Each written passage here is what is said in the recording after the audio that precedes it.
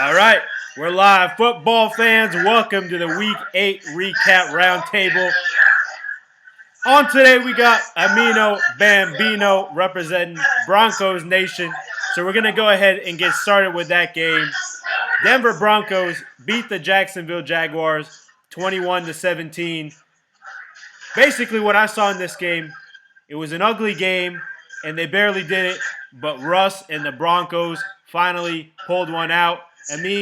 As our Broncos rep here, I want to get your thoughts. All right, so from the beginning of the game, they definitely started very slow, and that whole combo, I don't know, it's very confusing. So it's like, is it Nathaniel Hackett as a head coach that is he really failing as a head coach, or is it really Russell Wilson, or is it like a combination of both? We thought that we got this guru in Nathaniel Hackett. We also thought that we traded the farm for Russell Wilson, so we also thought that we were getting something good over there. Maybe Pete Carroll knew something that we didn't know, right? And then the whole positivity and the positive vibes, I'm with that. But you can only be positive for so long if you're not going to progress, right? And so that's kind of my view on the thing. I've been all about Broncos Nation. I've been trying to follow what they're saying in the sense of trying to be positive after games. It's like, oh well, you know what? If it wasn't for this play or that play, then you have Hackett pointing the sheet. People need to make plays. And so me and the coach saying that's kind of that's a very awkward moment. But speaking of the game, the Jaguars came through. They came through on top in the beginning. Once again, very slow start for the Broncos. I'm very surprised that we hit 21. I think that's the first time. That is the first time after 7 games to hit 21, and you have Russell Wilson as a quarterback, and all these amazing weapons. We have Hamler. You got Cortland Sutton. You have Jerry Jeudy. The new tight end. I forgot what's his name. Dulcich. Dulcich. He's a beast. Yeah. He's a beast. That guy is next level type of player. Yeah. And then also we have a crappy O-line, right? And then I saw this earlier in the show where it's the parallel is very interesting. So Russ wanted to leave because the Seahawks didn't have an O-line, and then now they have a stud beast O-line, right? Yeah, that's true. So it's crazy how that works. I know. Well, the thing is, those two of the picks that they used to get Russell Wilson, they used them on offensive linemen. Go figure. Yeah. And so now they have an O-line, and now here you go again, once again, Russ with no O-line, right? Yep. We have, our O-line, I would say, was probably maybe a C minus, but then we had 2 major injuries on the O-line, and so now we're at a D level, and so crappy O-line. Also, I don't think Russ is the guy, but they finally made it work. They made it happen towards the end. And I feel like Russ is kind of he's not Russ, but Russ and the Broncos are the troll of the league. Everybody's making fun of us. It's crazy. It's insane. I know. I know. I sent you a few reels, right? And yeah. I know. What's his name? Did you see the Tucker? Justin Tucker, the freaking kicker. Yeah. Did you see that? I saw it. That's insane. He's like, we had Jackson going out there doing high knees, and we're about to follow him. And then he's like, Ravens flock, let's fly. I'm like, no. You can't do that. Yeah, man, that was too much. That was too much. But man, going back to this team, you talked about the offense, but the defense is also one of the best units in the league. They were great last year, and they thought that the missing piece this year was going to be Russell Wilson because they had inconsistency with quarterbacks over the past 2 or 3 years. And you know what? At the end of this game, I saw the way Russell Wilson looked at the camera at the end when he said, Broncos country, let's ride, and he held it for an extra couple seconds. I know y'all are clowning on me, but I got this one, and this is probably the start of excelling at least. At least they're going to be a better team, I think. But look. Let's put everything in context, right? It's 2 and 5 teams, right? We didn't beat a great team. Obviously, the defense is always there, and they're the only reason why we haven't gotten embarrassed. They're the only reason why we didn't lose by 20 plus points per game. Yeah. It's because of the defense. Right. And it's just a very sad situation, just looking at it overall. The thing that sucks is like you can't tank because you gave up the farm, right? We gave up all our draft picks, and so like tank or not, you're screwed. Yeah. And so that's the tough part about it. Yeah, man. No, absolutely. Yeah, and the draft capital, I thought, and they still might make a move before the trade deadline to get back some draft capital. I thought they were going to trade Jerry Jeudy, and they still might do it. But you're right. They gave up a lot of draft capital. Yeah, I mean, they're talking about trading Jerry Jeudy and Chubb. And so if you're going to trade both of those guys, I mean, like, look, we don't necessarily need a Jerry Jeudy, but he came up big time this game. Yeah. And then in terms of Chubb defensively, like, we're pretty stacked. Yeah. So, like, I know that they're going to fill those gaps in those positions. Yeah. With like a Jewel, with that number 56, I think Browning. Yeah. Browning's been killing it. I think he's like Von Miller 2.0 for us at least. He's been doing big things. Absolutely. But one thing that shows you, once again, going back to the O-line, we had so many sacks this game. They sacked us so many times. Yeah. And it's just it's like one of those things. Like, I don't want them to hype me up too much. I don't want them to be 5-5 because then my level's gonna go up, and like I'm gonna like wish and hope that they're gonna do big things. Yeah. And then it's gonna be a disappointment once again, just like it has been since Peyton Manning. Right. Absolutely. Oh, why? Are you on the call? Can you hear? What's up? Yeah, I can hear, man. Sorry, I'm driving back, so I'm just keeping myself muted in case there's like a sound in the background. No, you're good. You're good. Do you have any thoughts on the Broncos beating the Jaguars? Did you see any highlights there, or did you wake up and watch that game? Oh yeah, I saw some of that game. It's a little weird because like it was on ESPN, but I guess you have to have ESPN Plus to watch it. But yeah, like I had kind of thought that the Broncos, the talent that they have on defense would kind of tip this game in their favor. I continue to think that defense is, definitely a top 5 unit, one of the best in the league. And I think Russell actually played better today. There were spots where he looked a lot better. It was a little shaky in the beginning with that one pick he threw, but I think he looked a lot better today. On the flip side, I think, I don't know what it is with Trevor Lawrence, man, but some of those like red zone throws and goal line throws that he makes and they turn into like picks. Like this is like the second or third time he's done that this year. And maybe he's still learning and growing, and that's fine. But that's something he's got to cut out. But yeah, how about Travis Etienne? Right, like he kind of blew up. Yeah, he was definitely a beast. Honestly, like I feel like if you want to talk about like MVP offensively, like he definitely killed it.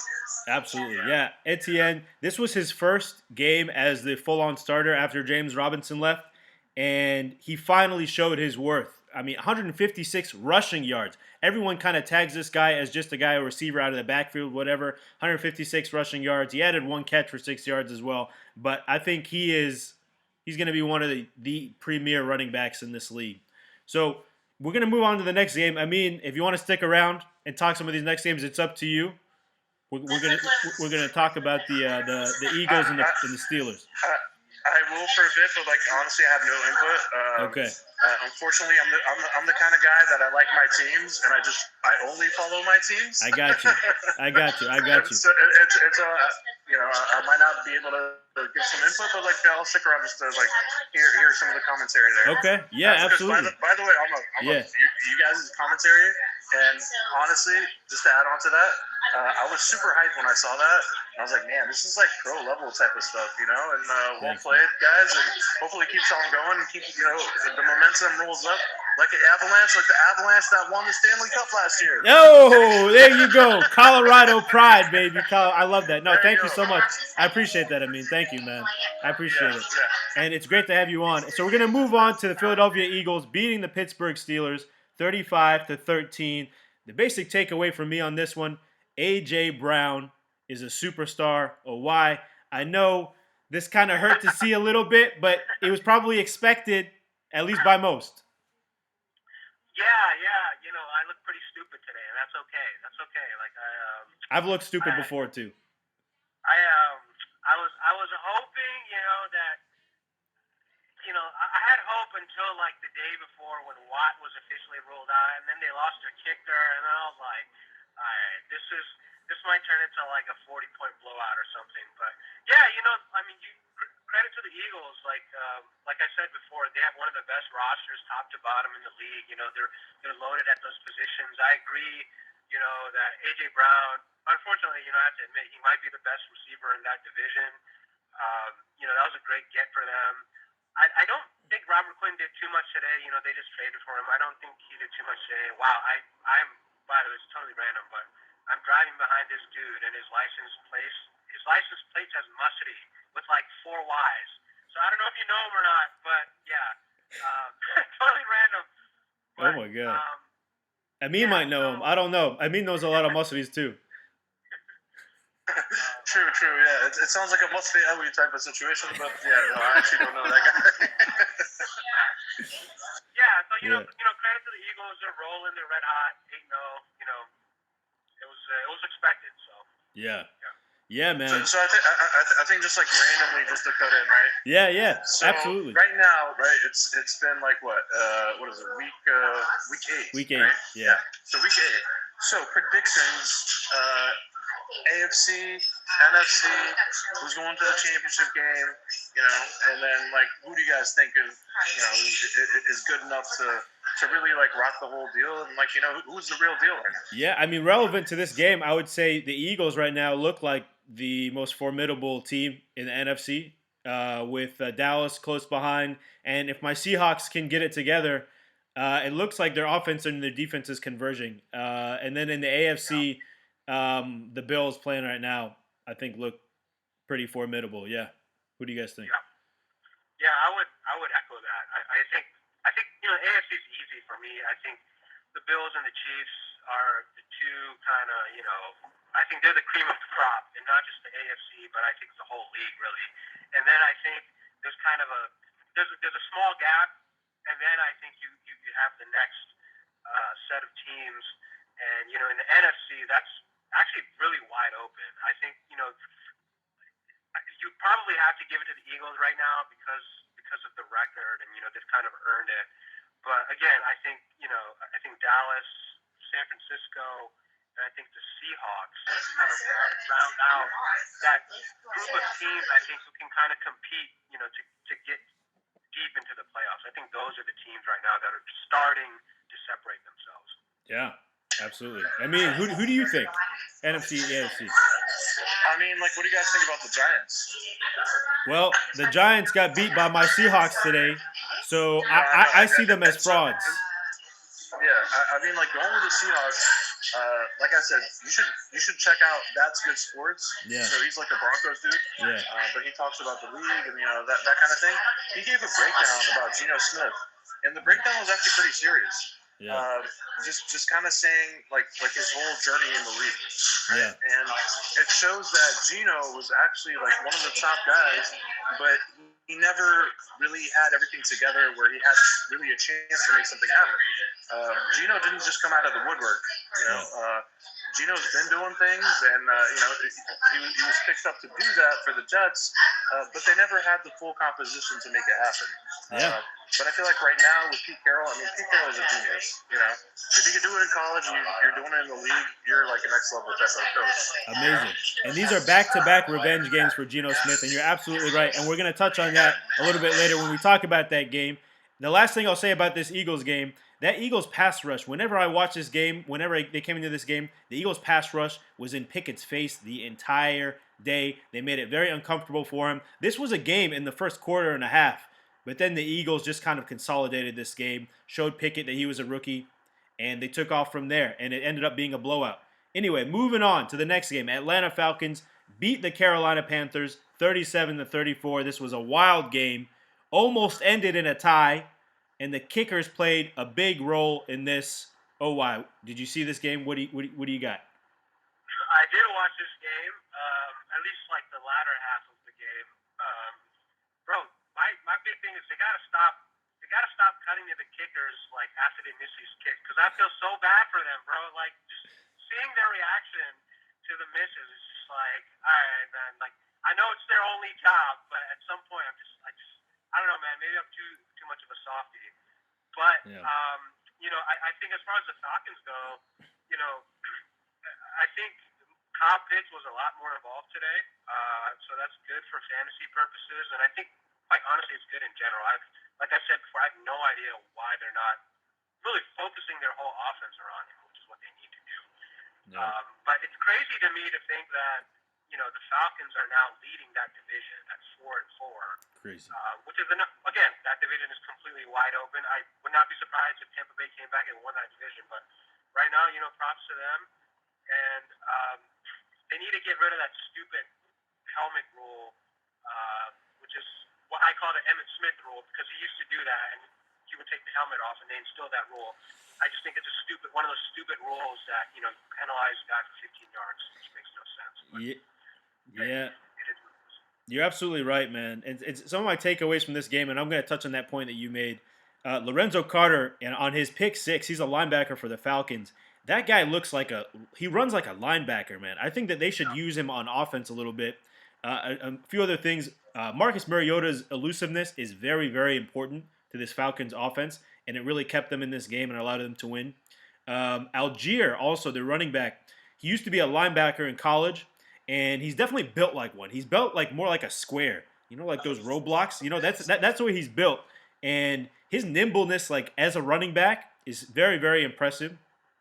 And my last takeaway about the Falcons, Damiere Byrd, they got to get that ball in his hands more, because every time he gets that ball in his hands, he's a game breaker. And to your point about DJ Moore, they should have won this game at the end there. That was a dime that P.J. Walker threw to DJ Moore. I'm so happy they're finally getting him involved. But him taking off his helmet there, pushing that kick back 15 yards, is what cost them the game. Yep.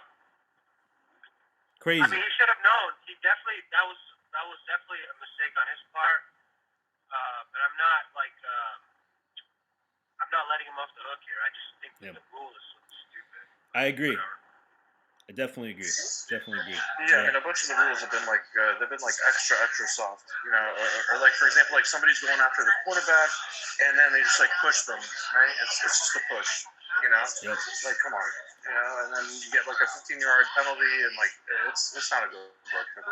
You're absolutely I feel right. like they need to stop being soft, and it's similar to like you know the NBA, like you know that shady stuff that was going on where they were told like, all right, you know, this game, look over the carry, right? It's like if somebody's carrying the ball or like somebody's traveling, all right, let's call that out, right? Yeah. I feel like the NFL is the same thing, and it's like Disney on Ice.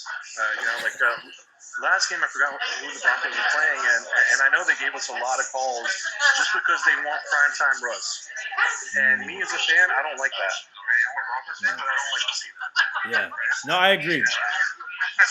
There is a big issue with softness in the league, and a lot of protection of certain people and stuff like that. And even that rule about taking off your helmet, like Omar said, the Emmitt Smith rule, you should be promoting your players by having them take their helmets off to see their face. That's better for your brand. So to call that taunting or whatever, I didn't like that. I don't agree with that, but it did cost them this game. Moving on to the Dallas Cowboys beating the Chicago Bears. Go ahead. So I'm sorry to cut you off. I'm gonna sign off. Okay. I mean, thank you so much, bro. I really appreciate it, man. We look forward to having you on in the future and Broncos country. For sure. Let's ride. Look, let's fly. Let's fly, baby. There we go. But anyways, no, it was very awesome. Thank you for having me, and we'll do this again next week. I'll actually follow the games a little bit more. But like I said, I'm very specific to my team, but I'll definitely follow. Yeah. Be easy if you say. Absolutely. Sit up, bro. Great to see you, Bambino. Take care, bro. Yeah, what's up? All right, moving on to the Dallas Cowboys beating the Chicago Bears 49-29. Omar Yusuf, my main takeaway from this game, and you already know it, Dallas is so blessed to have Tony Pollard. Yeah, man. You know what? What more can I say? Like the guy is so explosive with the ball in his hands. I was a little surprised, you know, at how well he performed today. Like I knew he had that big play ability. My big thing was always, can he do it consistently? And I think, you know, he was extremely efficient today. I don't think he actually touched it that much. I think he might have had less than 20 carries. I don't remember exactly, but 3 scores, over 100 yards. Like he totally crushed it today. Dak looked great today, which I think was the most important takeaway because if he can, if he can if he can get going and get back to kind of that level we saw last year, where he was, at MVP candidate level, then this can be a very dangerous team.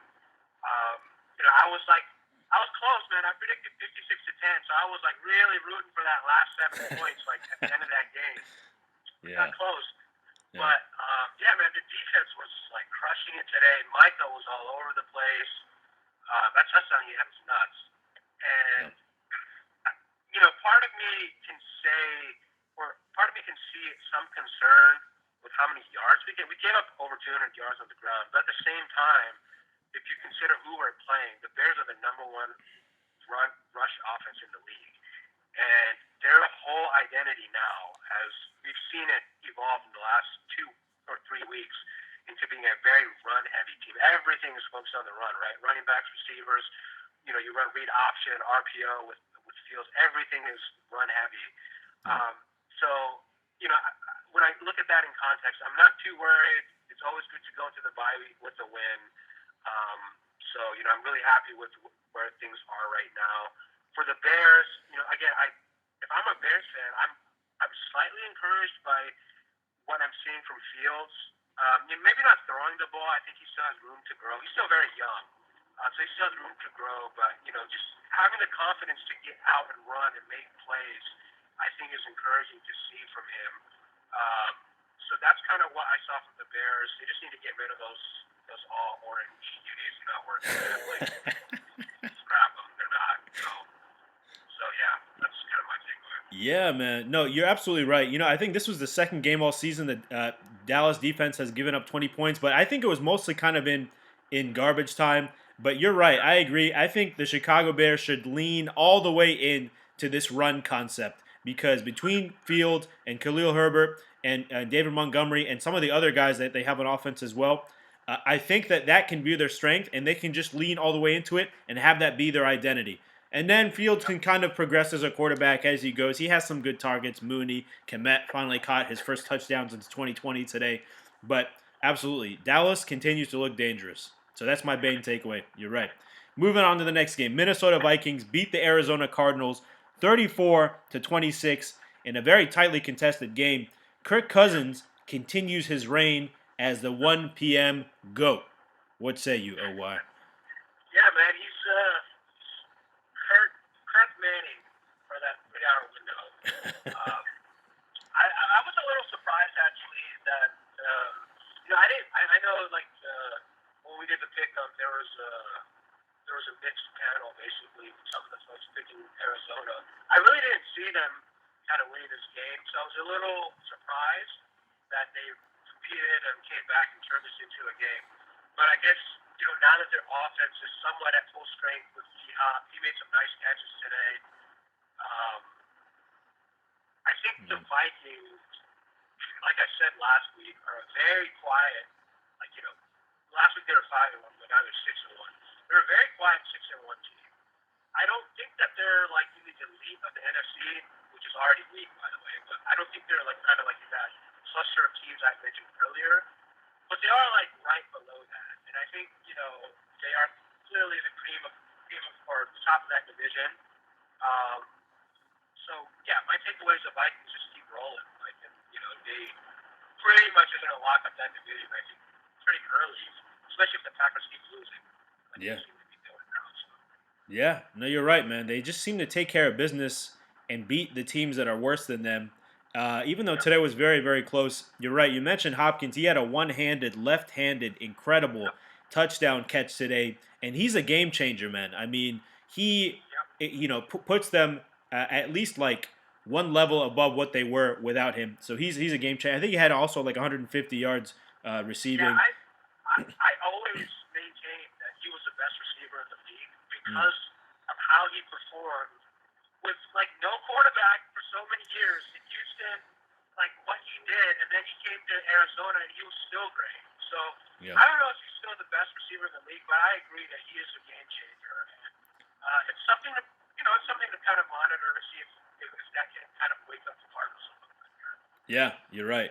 Yeah, especially after we saw from Devontae today. Yeah, he definitely has a claim as one of the best, if not the best in the league. But we'll talk about that later. Last point I had on this is that throughout this game, so the Arizona defensive backs, I will say, they sometimes have great days. Byron Murphy, Buda Baker, those guys, they double and triple team Jefferson. He was not open for most of this game, and he had to earn everything, and he did a little bit later in the game. But I have to say I am kind of impressed with some of the Arizona defensive backs. They were a big reason why this game was close for a long time. But we'll move on to the New England Patriots beating the New York Jets 22-17. Patriots defense and Belichick scrambled Zach Wilson's brain all day. And I have a question for you, OY. If Joe Flacco plays this game instead of basically this rookie Wilson, do the Jets win? If it's the Joe Flacco that we saw earlier in the year, then I think so. It's likely because now that something that I realized was even though I was pretty hawkish on picking the Jets in this game because of their defense, I forgot that Belichick is a genius at confusing young quarterbacks. Now, I'm not the biggest Zach Wilson fan in general. I haven't seen much from him, but I think in this game especially facing Belichick, even though the Jets were at home, I think that was the biggest factor here, and we saw him make some boneheaded throws here, and I would put a lot of that on Belichick and his scheming. If Flacco plays, yeah, I could have seen the Jets winning this game because he would have seen a lot of these concepts, and he probably would not have been as confused as Wilson was. Yeah. No, I 100% agree. And you're right. That's what Bill Belichick does. And that's his remaining strength in this league is being able to confuse young players like Zach Wilson. That's exactly what he did today. I thought the Jets... Go ahead. So do you think that if the Jets keep winning, let's say, they get to 8-3 or something, but the quarterback is still struggling, do you think they make that call and put Flacco in? You know what? I think they should. I don't know if they do, but I think they should, absolutely. Because you have a very unique opportunity this year with that defense to make a run, especially because you banked all these wins already. But on the other hand, they missed Breece Hall big time. I mean, Hamoud, mentioned it, but that was a very, very glaring, omission today. Him not being on the field. But yeah, to answer your question, I think they do. Especially when they get Corey Davis back and players like that. They have some good receivers, but those running backs just aren't as good as Breece Hall. So yeah. Moving on to the Miami Dolphins beating the Detroit Lions 31-27. I thought this was going to be an upset. I thought the Lions were going to take this for a long time. It looks like they were. This was an incredible offensive explosion in the first half. And then Miami defense started to play, but the Detroit Lions defense didn't because they never do. What say you on this game? No, man. I was for a good chunk of that first half. I was like, bro, McNeed is a genius. He nailed his pick, and I was kicking myself because I was thinking I was kind of conflicted because I was like, the Lions do have a very explosive offense, but I think the Dolphins are probably the better team. Well, it didn't look like it in the first half. I think eventually, it's really tough for the Lions because I feel like you have not only a talent discrepancy, especially on defense. I think they're actually fairly talented on offense. They're okay on offense. Maybe not at quarterback, but generally I think they're okay on offense. I think they also have this culture of losing, right? That you kind of have to learn to shake because they were up at 10 points. And I think it's teams that know how to win, they typically don't blow those games. Sometimes, it happens. It's the NFL. It happens from time to time. Yep. But I feel like, certain teams who don't know how to win, they don't know how to close it out, right? And I feel like that's something that, this is a macro thing I'm looking at. And I think that that's something that, was kind of hanging over them. Now, on the micro scale, I think their defense is just terrible, like probably historically bad. I think they're giving up close to like 160, 170 yards on the ground per game. And until that gets fixed, they're not going to win very many games. So it looks like they're going to be another lottery pick team solely because of the defense, which is unfortunate because the offense ain't bad. Yeah, no, you're right. Yeah, they finally got Swift and Amon-Ra back today, and maybe they're just knocking some rust off. But Tyreek and Waddle are just an unfair advantage. Like if this Lions defense wasn't bad enough, you put those two against them, and they're gonna keep eating. And my last point on this is that when they kept panning between McDaniel and Campbell, I thought these are the two most different looking coaches in the league. And this is like seriously like like the smart nerdy guy like outsmarting like the jock. Like that's essentially what I thought happened today. Yeah, Campbell's like the guy who tries to take Mike Daniels' lunch money. Like, that's like kind of like what I see. Exactly, man. Moving on now to the New Orleans Saints beating the Las Vegas Raiders 24-0. Saints shut them out. Saints at home are a completely different team than on the road. And I'm just going to start by saying this. I've been a big fan of Carr throughout his career, but he's run out of rope. I think the Raiders need to go ahead and move on from him. What did you see today? Yeah, I'm probably inclined to agree with you. I'm not surprised that the Saints won, and I'm not even surprised that they won by multiple scores at home. They have a solid defense, and New Orleans is one of the toughest places to play. I am very surprised that the Raiders laid a goose egg. Like, you have weapons on that team. You have a top 3 receiver, if not the best receiver. Like, you are loaded on offense for the most part. You should not go scoreless. Like, even like a field goal, like something, bro. Like, get on the scoreboard. Yeah. And for them to not do that was an abject failure. I think, Derek Carr is like right. He's like right on that cusp of being like the definition of mediocre, and I feel like I would actually put Kirk Cousins. Kirk Cousins has always been that guy who's been defined as being like, like being mid-tier. Right. I feel like Cousins is probably better than Carr, actually, especially like, that early window. And I would drop Carr, a couple of notches here. And the other thing I would point out is that, bro, Josh McDaniels is not a good coach. Like, how many places is he gonna go and suck as a head coach before people like stop giving him these opportunities? He clearly, benefited from whatever was going on in New England, and that's where he kind of succeeded. It has not carried over. So that's my other thing to take away. This was an abject failure by the Raiders. So I agree with you, man. I agree with you. Yeah. No, yeah, you bring up a good point about these Patriots, assistants. You can go back to Romeo Crennel, Bill O'Brien.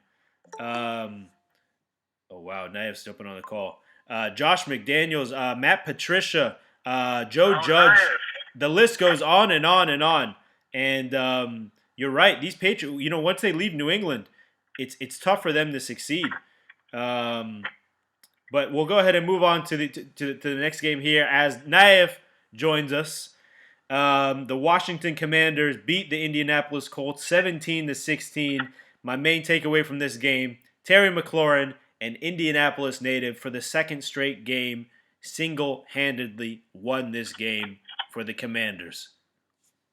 What did y'all see? Naif, are you there? I'll let him go first. I am there. Good morning. I caught a little bit of this. I just saw the ending.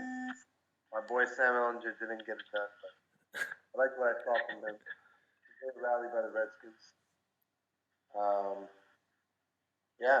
I got this one wrong, but I don't care. I think he's got a future in the NFL. Yeah. It's too bad Hamoud is not on here. Otherwise, I'm sure he'd be talking about the legend of Taylor Heineke right now. Yeah. I expected the Commanders to win this game. Maybe not in the way that they wanted, but I thought that they would win this game. Terry McLaurin continues to show that he is, a top-tier receiver.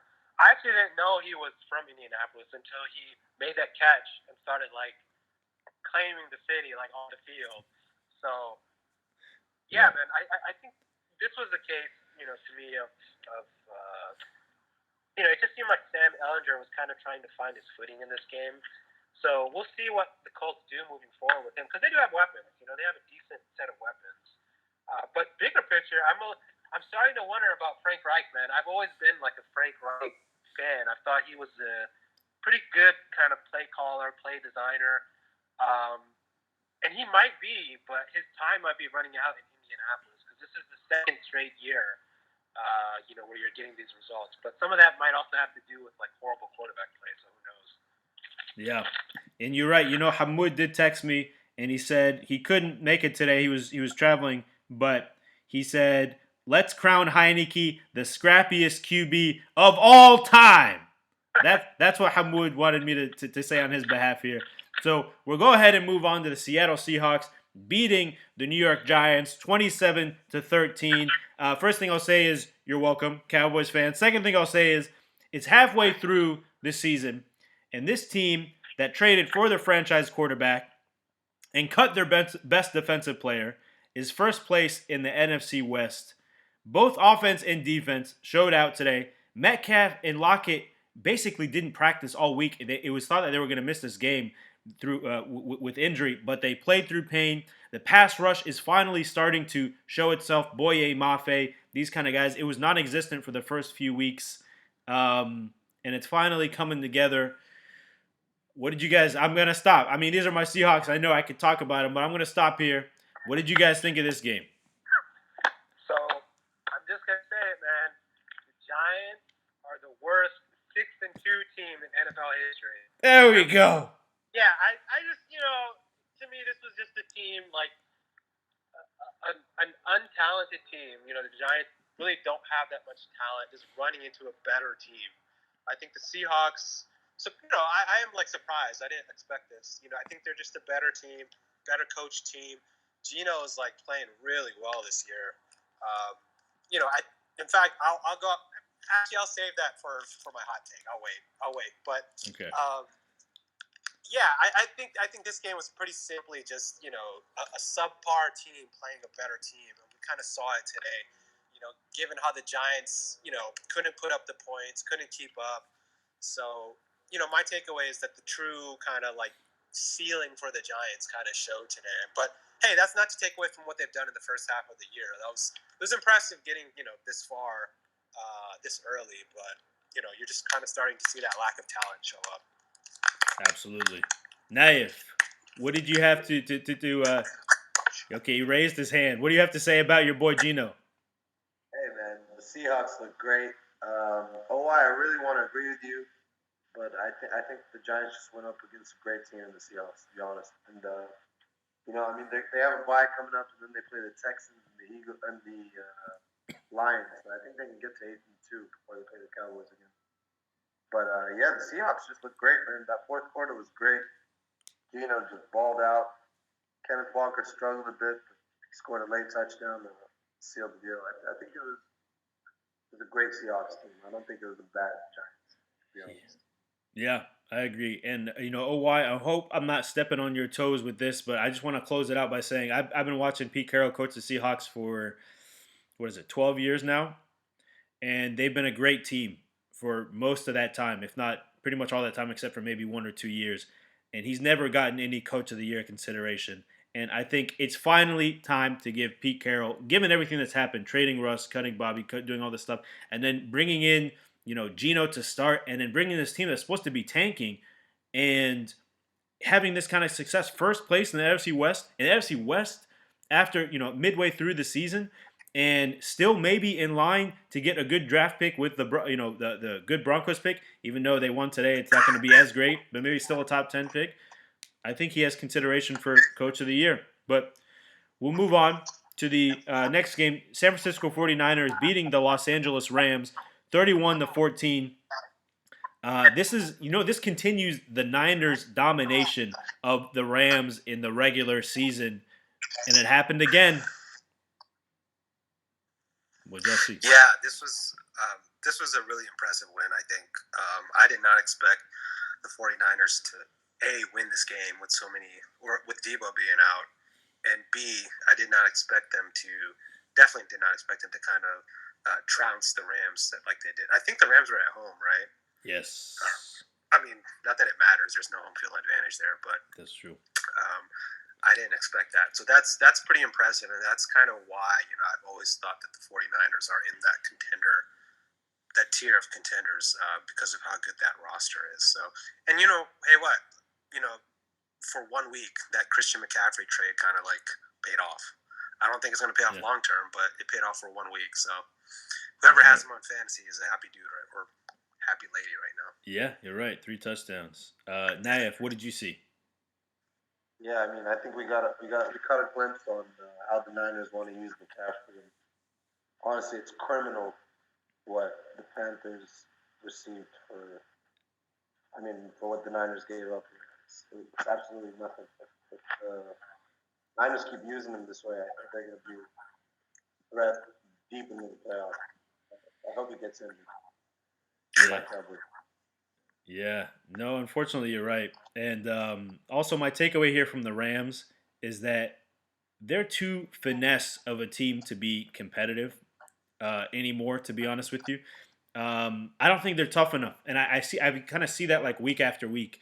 They're just like not even on defense. Like they have Jalen Ramsey's good. I know Aaron Donald's good, yes, but it just like overall, it doesn't seem like they're tough enough. They also, I think this thing about the home field and all these other fans coming in there every single week and taking over there, it's just like very discouraging to them. There's like a Super Bowl hangover. I don't see them getting very far. I don't think they're going to make the playoffs. But moving on to the last game, Tennessee Titans beat the Houston Texans 17-10. I think this was, and I'm gonna let Naif talk here after this, but I think this was the 7th straight game against so Derrick Henry's 7th straight game against the Houston Texans where he had 200 yards and 2 touchdowns. 7th straight time. Naif, you were right. The floor is yours. Hey, I told you it's gonna be the Derrick Henry show. I did not think Malik Willis would throw 10 passes, but I don't know how the Texans lost this one, to be honest. They should have just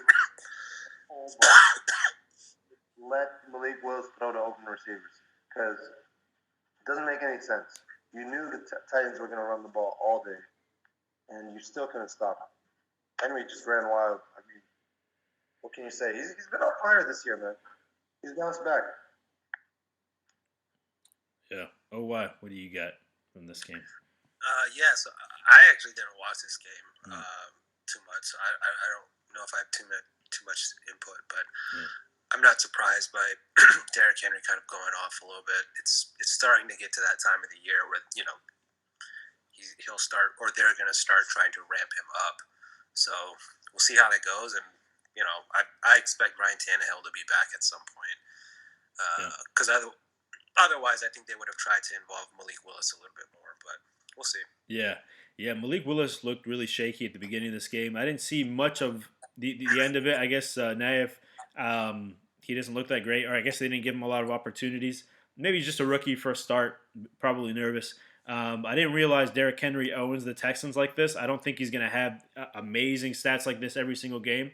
On the Texans side, Davis Mills, I thought last year showed a lot of promise, but he's not as good as I thought he was. I mean, I thought he would be better this year. Yeah. He doesn't have that much talent to work with, admittedly, but he is definitely not maximizing it, which I think is a sign of a good quarterback. So, anyway, we'll go ahead and close it with that in terms of recapping the games, and we'll get to the hot takes. And OY, I know you had one, so floor is yours. Yeah, I'm just burning to get this one off my chest. So, my hot take is that this year, so far as the season has been played, I think that okay, so if we don't count the dinosaurs in the NFC, and by the dinosaurs I mean the guy in Tampa and the guy in Green Bay. If we just kind of like take them out of the question, because I don't even consider them anymore. They're like 100 million years old, so whatever. Now generally I'm taking my guy. I think Dak would be the best quarterback in the conference if you take those guys out. But this year, I'm going to give it to your guy based on how he's played and based on how Dak's only played 2 games, so I can't give it to him. I think Geno has been the best quarterback in the NFC, not named Brady or Rodgers this year, and that's kind of my take, especially considering the context, the circumstances. Nobody was expecting it. I think it's a great story. I think he and Saquon are the front runners for comeback player of the year. And it's funny because it's 2 different kind of scenarios, right? You have one guy who was kind of benched, thought of as a backup quarterback, and then you have another guy coming off, injury. So my nod take of this week is that I think Geno has been the best quarterback in the NFC outside of the 2 dinosaurs. So that's kind of that's basically my take. Amazing. Love that take. Naif, do you have a hot take, or do you want to talk about your Dub V MVP? Yeah, I'm just going to piggyback on what Omar said. But I'll say Geno has been the best quarterback in the NFC, including those 2 dinosaurs. Those 2 dinosaurs have been what they have done. Frauds. Brady can't cheat. Rodgers isn't doing drugs. Geno looks better. Yeah, agreed. And yeah, I'm not going to really, of course, this is a homer thing to say, but I kind of mentioned it before. I do think Pete Carroll deserves to be coach of the year, at least at the halfway point. And I think he's going to continue to maximize his talent here. And especially given all the circumstances, I think he's very, very deserving of it. From what I'm seeing from the Seahawks now, if the 49ers continue to suffer injuries on their defense, and like I said, the Rams, I don't think they're going to make the playoffs. The Cardinals, they're just not a well-rounded enough team. I think Seahawks are going to win this NFC West. And then just the last thing I'll say, I mentioned it before, I think it's time to bench Derek Carr. I think the experiment is over. I'm sorry. But anyway, we'll go ahead and conclude it here. Naif, would you say something? He sucks. He's the worst quarterback in the NFL. He sucks. Yeah, man. I was wrong. He tries so hard, but the skill just it isn't there. It isn't there. So, anyway, I want to thank you guys so much for hopping on for this Week 8 NFL Recap Roundtable. OY, NF Graham. Thank you so much for joining Football v Football Podcast. Follow us on Instagram, football_v_football. Follow us on Twitter, FBall v FBall. Watch it on YouTube, Spotify, Anchor, and support us on Ko-fi, ko-fi.com/football v football. Again, Omar Yusuf, NF Graham. Thanks so much for joining today, and have a fantastic day, football fans. Thank you, guys. Thanks, guys.